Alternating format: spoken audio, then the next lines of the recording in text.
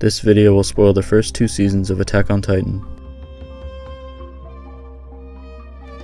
This is part 1 in a series designed to highlight all of the foreshadowing and plotting throughout Attack on Titan. My hope is that with this series you can better appreciate the care and attention to detail that went into crafting this story.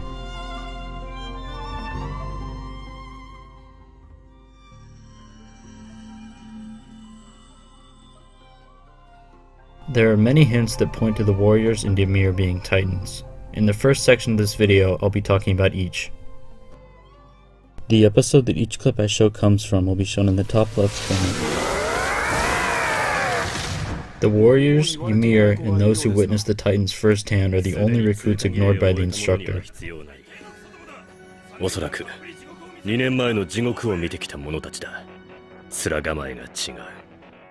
When Erwin talks about the Colossal Titan, the camera cuts to Bertolt.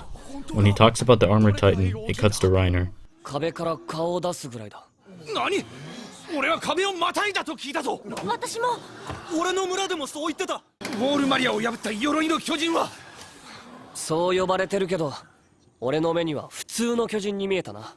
During the Battle of Trust, Reiner and Annie discuss when to break down the inner gate. After he sees Erwin's Titan, Reiner tries to find out what the others know about it.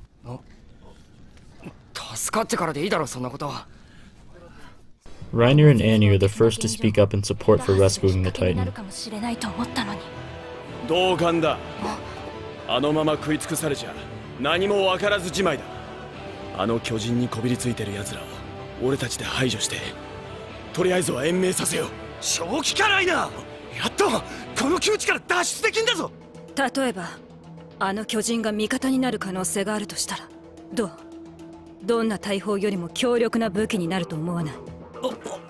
Reiner panics when he realizes that Erwin might have been killed. Bertolt and Annie immediately follow him when he goes to look. Annie apologizes to her victims at Trust.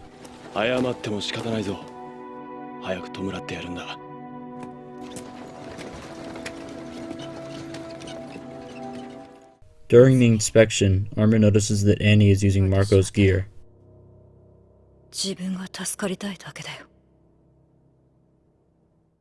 Reiner and Bertolt are shown to be overly interested when Erwin talks about Erwin's basement.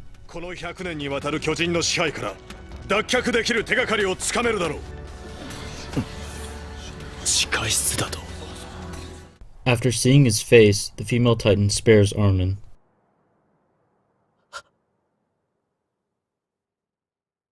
As Erwin gets closer to the truth, Reiner starts to get nervous.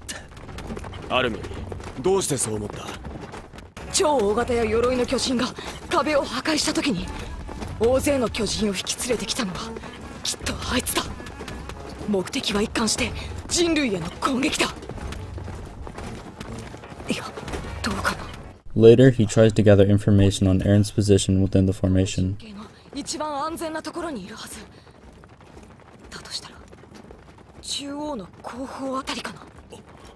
After being spared a second time, Erwin realizes that the female Titan is Annie.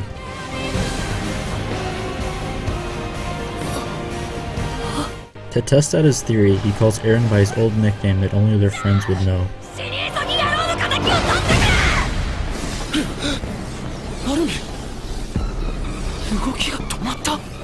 Reiner uncovers his face so that Annie can see him before pretending to attack her.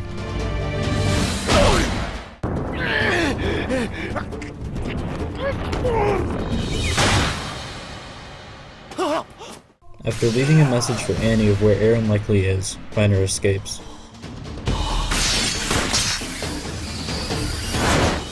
Steam can be seen coming up from Reiner's injuries.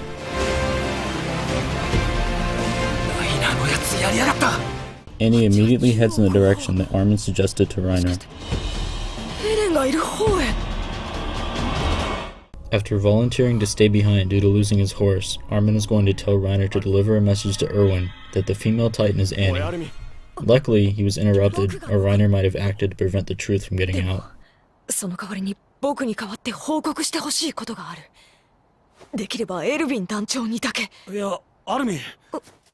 Reiner is rightfully confused as to how the wall could be broken. Reiner and Bertolt volunteer to investigate the breach with Connie. 南は一番危険だ。巨人がいっぱいいる。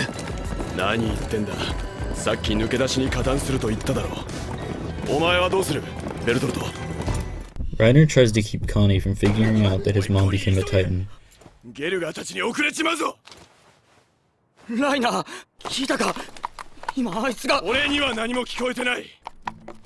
Later, Ymir does the same thing. 母ちゃんに似てたんだ。ありゃ一体。コニー、まだ言ってんのか。お前は。ばっかじゃねえの。Reiner gets suspicious when he realizes that Ymir can read the can. 読めたな。ユミル、お前。Connie and Ymir notice Reiner and Bertolt's strange reaction to seeing the Beast Titan. なんだあいつは。巨人っていうか、なんかあれは獣じゃねえか。ああ。Bertolt prepares to transform to save his own life. For this next part of the video, we'll be looking at less direct hints. Bertolt's story of where he and Reiner came from conflicts with what we've seen. ウォールマリア南東の山奥の村出身なんだ。そこは。ああ、川沿いの栄えた町とは違ってすぐには連絡が来なかった。何せ連絡より先に巨人が来たからね。明け方だった。そして急いで窓を開けたら。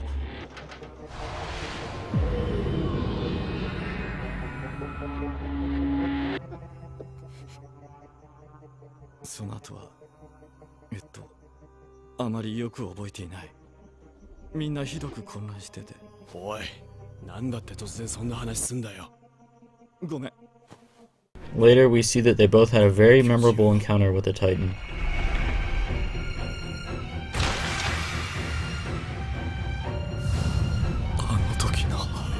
Notice how Annie is hidden from view in both flashbacks of the scene before the Colossal Armor Titan reveal. When the flashback is shown again after the reveal, Annie is shown. 巨人だ！逃げろ！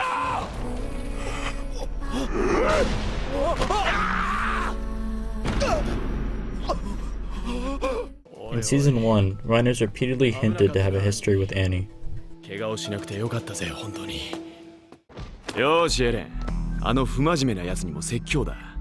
兵士とはどうあるべきか教えてやろうじゃないか。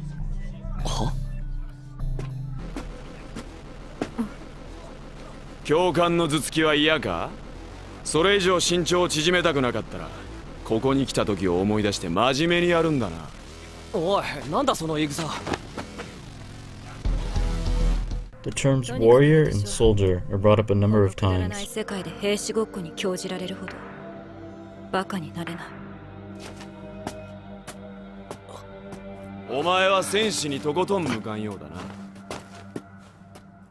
私は戦士になり損ねた。別にそりゃ普通のことだろう。兵士なんだからよ。なあ、ベルトルト。ライナーって昔からこうなのか？いや、昔のライナーは戦士だった。今は違う。なんだそりゃ。戦士って何のことだよ。The characters' positioning in the second opening and ending hint at their allegiances. The warriors' faces all resemble their titans. That's all for this section. In the next section, we'll be talking about Erwin's plan to capture the female Titan.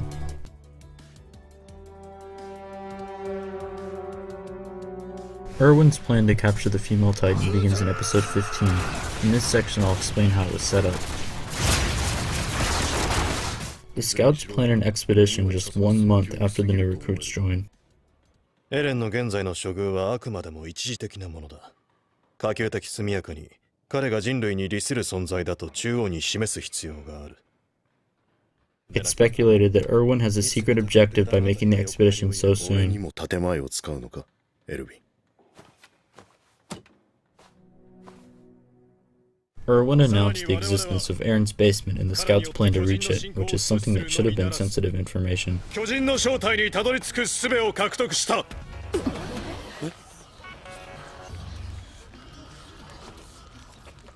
彼の成果があるシガンシナクの地下室には彼も知らない巨人の謎があるとされている。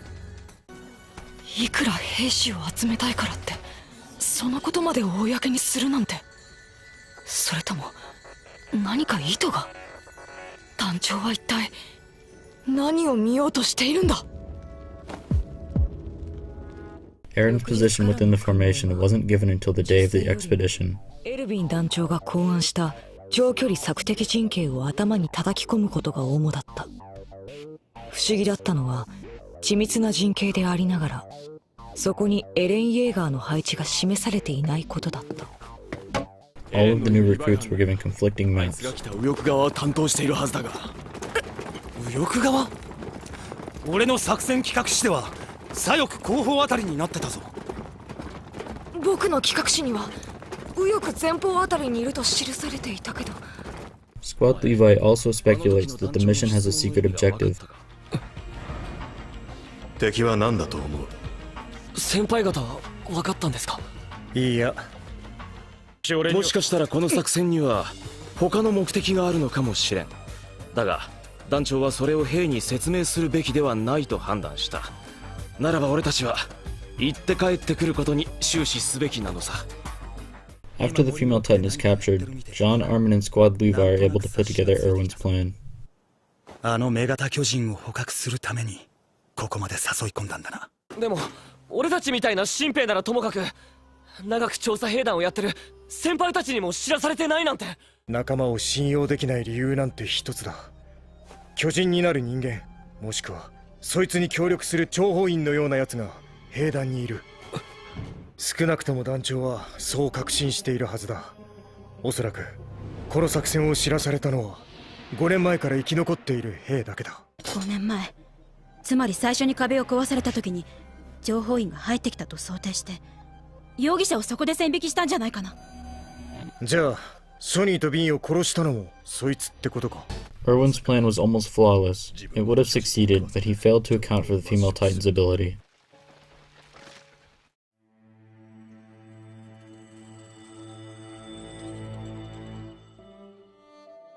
In this section, I'll be talking about the Elsa's Notebook OVA episode, which is canon and is meant to be watched after Season 1. This OVA is the first time the name Ymir is ever said. The content of this OVA was originally Chapter 18.5 of the manga. Despite being a character in Season 1, Ymir wasn't named until the previous episode, and Hanji didn't learn her name until this scene. Until this point in the manga, Ymir had been listed as having an unknown name.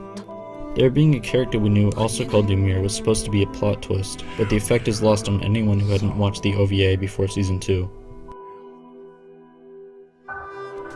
That's why Hanji and Levi had such a surprised reaction to hearing the name Ymir in episode 28.